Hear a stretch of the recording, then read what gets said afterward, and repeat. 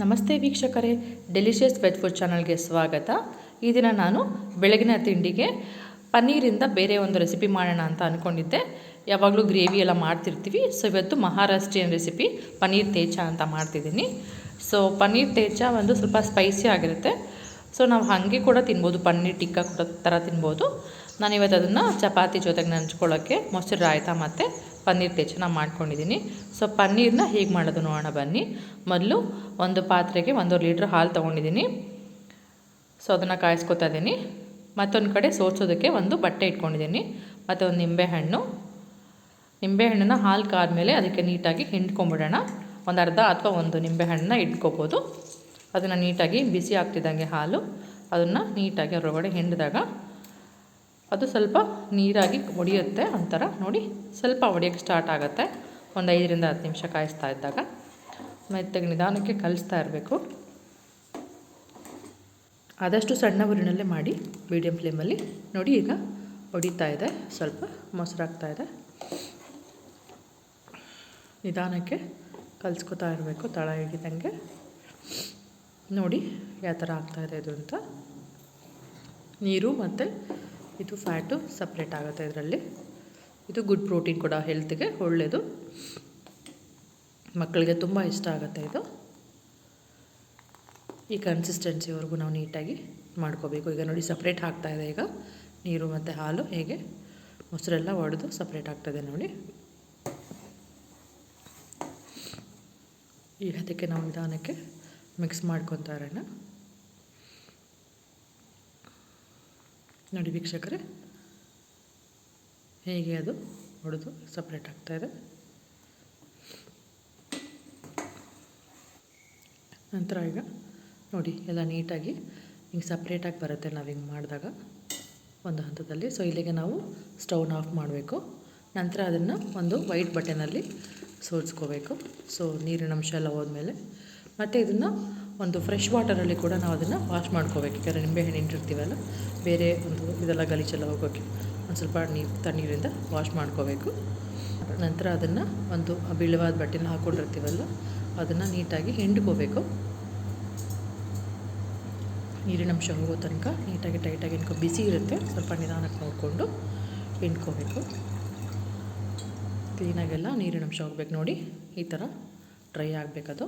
ಮತ್ತು ಸ್ವಲ್ಪ ಅದನ್ನು ಮತ್ತೆ ಕಟ್ಟಿಬಿಟ್ಟು ಒಂದು ಹಾಫ್ ಆನ್ ಅವರಿಂದ 1 ಅವರ್ ಅದಕ್ಕೆ ಸ್ವಲ್ಪ ಟೈಟಾಗಿ ಪ್ರೆಸ್ ಆಗಿ ನೀರಿನ ಅಂಶ ಎಲ್ಲ ಹೋಗೋಕ್ಕೆ ಏನಾದ್ರು ಒಂದು ಭಾರವಾದ ವಸ್ತುನ ಅದ್ರ ಮೇಲೆ ಇಟ್ಟು ಅದನ್ನು ಸ್ವಲ್ಪ ಹೊತ್ತು ಸೆಟ್ ಆಗೋಕ್ಕೆ ಬಿಡೋಣ. ನಾನೀಗ ಒಂದು ಇದನ್ನು ಪುಟಾಣಿ ಕಲ್ಲನ್ನ ಇಡ್ತಾಯಿದ್ದೀನಿ. ಸೊ ಅದನ್ನು ಸ್ವಲ್ಪ ಸೆಟ್ ಆಗಲಿ. ನೋಡಿ ವೀಕ್ಷಕರೇ, ಈ ಥರ ಆಗಿದೆ. ಎಲ್ಲ ನೀರಿನ ಅಂಶ ಎಲ್ಲ ತೇವಾಂಶ ಹೋಗಿದೆ. ಸೊ ನಾನು ಇದನ್ನು ಶೇಪ್ ಬರೋದಕ್ಕೆ ಒಂದು ಸ್ಕ್ವೇರ್ ಬಾಕ್ಸಲ್ಲಿ ಅದನ್ನು ಪ್ರೆಸ್ ಮಾಡಿ ಇಡ್ತಾ ಇದ್ದೀನಿ. ಸೊ ಹಾಗೆ ಕಟ್ಟಿಟ್ಟರೂ ಕೂಡ ಸ್ವಲ್ಪ ಬರುತ್ತೆ, ಬಟ್ ಆದರೆ ನಾನು ಒಂದು ಸ್ವಲ್ಪ ನೋಡೋಕ್ಕೆ ನೀಟಾಗಿರಲಿ ಅಂತ. ಇನ್ನೊಂದು ಕಡೆ ಟೇಸ್ಟಾಗಿ ನಾನು ಕಡಲೆ ಬೀಜನ ಹುರ್ಕೋತಾ ಇದ್ದೀನಿ. ಒಂದು ಕಪ್ಪಷ್ಟು ಕಡಲೆ ಬೀಜನ ಹುರ್ಕೋತಾ ಇದ್ದೀನಿ. ಅದಕ್ಕೆ ಡ್ರೈ ರೋಸ್ಟ್ ಮಾಡ್ಕೋಬೇಕು. ಬೆಳ್ಳುಳ್ಳಿ, 1 ಗಡ್ಡೆ ಬೆಳ್ಳುಳ್ಳಿ ತೊಗೊಂಡಿದ್ದೀನಿ. ಇದನ್ನು ಸಹ ಡ್ರೈ ರೋಸ್ಟು. ಮತ್ತು 4 ರಿಂದ 5 ಹಸಿಮೆಣ್ಸಿನ್ಕಾಯಿ, ನಿಮ್ಮ ಖಾರಕ್ಕೆ ಹೇಗೆ ಬೇಕೋ ಹಾಗೆ ಹಸಿಮೆಣ್ಸಿನ್ಕಾಯಿ ಮತ್ತು ಸ್ವಲ್ಪ ಉಪ್ಪು ಕೂಡ ಸೇರಿಸೋಣ. ಇದೆಲ್ಲ ಸ್ವಲ್ಪ 1 ಅವರ್ವರೆಗೂ ಡ್ರೈ ರೋಸ್ಟ್ ಮಾಡ್ಕೊಳ್ಳೋಣ. ಮೆಣಸಿನ್ಕಾಯಿ ಎಲ್ಲ ಸ್ವಲ್ಪ ನೀಟಾಗಿ ಬೇಳೆ. ನೋಡಿ ಈ ಹಂತದವರೆಗೂ ನಾವು ನೀಟಾಗಿ ಫ್ರೈ ಮಾಡ್ಕೋಬೇಕು. ನಿಧಾನ ಊರಿನಲ್ಲಿ ಸ್ವಲ್ಪ ಮೀಡಿಯಮ್ ಫ್ಲೇಮ್ ಇಟ್ಕೊಂಡು ಎಲ್ಲ ಕ್ಲೀನಾಗಿ ಫ್ರೈ ಮಾಡ್ಕೊಳ್ಳಿ. ನೋಡಿ ಈ ಥರ ಫ್ರೈ ಆಗಬೇಕು ವೀಕ್ಷಕರೇ. ನಂತರ ಇದನ್ನು ಒಂದು ಕುಟ್ಟೋ ಕಲ್ಲಿಗೆ ಹಾಕ್ಕೊಂಡು ಕುಟ್ಬೋದು, ಅಥವಾ ಮಿಕ್ಸಿನಲ್ಲಂದರೆ ಸ್ವಲ್ಪ ಅರೆಬರ ಸ್ವಲ್ಪ ಇದು ಮಾಡ್ಕೋಬೇಕು, ರೋಲ್ ಮಾಡ್ಕೋಬೇಕು. ನಂತರ ಸ್ವಲ್ಪ ಕೊತ್ತಂಬರಿ ಸೊಪ್ಪನ್ನು ಸೇರಿಸ್ತಾ ಇದ್ದೀನಿ. ಇದನ್ನು ಅಷ್ಟೇ ಪೂರ್ತಿ ನುಣ್ಣಗಾಗಬಾರ್ದು, ಪೇಸ್ಟ್ ಥರ ಆಗಬಾರ್ದು, ಸ್ವಲ್ಪ ಒಡಬಡಕ್ಕಾಗಿರಬೇಕು.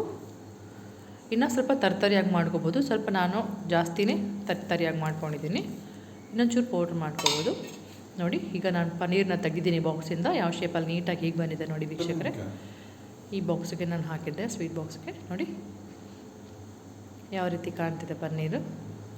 ಇದನ್ನು ಈಗ ಕ್ಯೂಬ್ ಥರ ಕಟ್ ಮಾಡ್ಕೊಳ್ಳೋಣ ನೀಟಾಗಿ. ನೋಡಿ ಹೇಗೆ ಸಾಫ್ಟಾಗಿ ಹೋಮ್ ಮೇಡ್ ಪನ್ನೀರು ತಯಾರಾಗಿದೆ ಅಂತ. ನಿಮ್ಗೆ ಯಾವ ಶೇಪಲ್ಲಿ ಬೇಕೋ ಆ ಥರ ನೀಟಾಗಿ ಕಟ್ ಮಾಡ್ಕೋಬೋದು.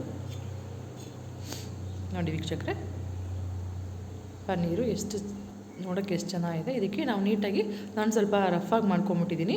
ನೀವು ಇನ್ನೊಂದು ಸ್ವಲ್ಪ ನೀಟಾಗಿ ಸ್ವಲ್ಪ ತರಿಯಾಗಿ ಮಾಡಿಕೊಂಡ್ರೆ ಅದನ್ನು ನೀಟಾಗಿ ಸ್ಟಿಕ್ ಆಗುತ್ತೆ ಅದು. ನಂದು ಕುಟಾಣಿ ತುಂಬ ಚಿಕ್ಕದು ಅದು ಕುಟ್ಟೋದು, ಹಾಗಾಗಿ. ಮತ್ತು ಇದನ್ನು ಈಗ ಶಾಲೋ ಫ್ರೈ ಮಾಡ್ಕೊಳ್ಳೋಣ. ಸ್ವಲ್ಪ ಎಣ್ಣೆ ಹಾಕ್ಕೊಂಡು ಇದನ್ನು ಶಾಲೋ ಫ್ರೈ ಮಾಡ್ಕೊಳ್ಳೋಣ.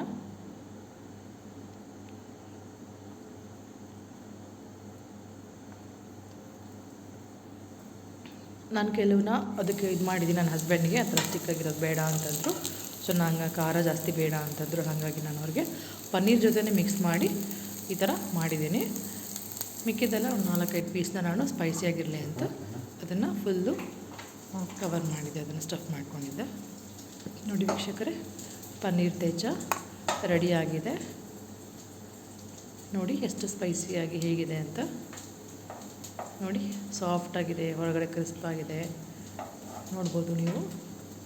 ನೀಟಾಗಿ ಟೋಸ್ಟ್ ಆಗಿದೆ, ತಿನ್ನೋದಕ್ಕೆ ಭಾಳ ರುಚಿಯಾಗಿರುತ್ತೆ. ನೀವು ಮನೆಯಲ್ಲಿ ಒಂದ್ಸಲಿ ಟ್ರೈ ಮಾಡಿ ವೀಕ್ಷಕರೇ. ಧನ್ಯವಾದ.